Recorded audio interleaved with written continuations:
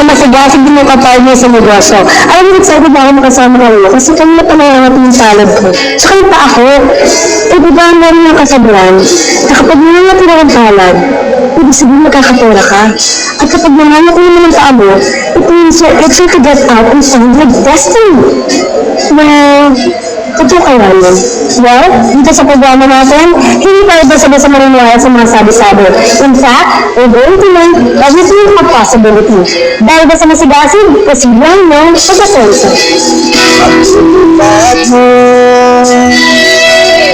Kaya mo tayo sa'yo sipag yaga Kalingat talino Basta't mas gasig Posible ang asenso Ang mas gasig Sa lubog kami Sa inyo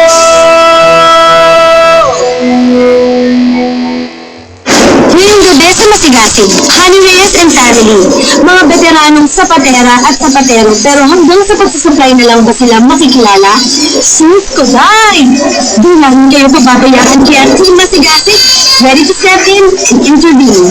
Pakinggan din ang payo ni Brian Tenorio, ang top sponsor na kumpanyang namuna sa custom-made designer shoes. Samantala, hindi lang yan ang katanungan na sasagutin namin. Dahil si Love, marami pang questions na uungkatin. At si Regine, binigyan nila ang negosyong candle making. When Honey Reyes joined the family business, alam niya that she had a big shoe to fill. Sa loob kasi ng 3 dekada, inalagaan at pinamagyan ng parents niya ang kanilang negosyo. With her knack for business, sigurado kaya-kaya ng trabaho.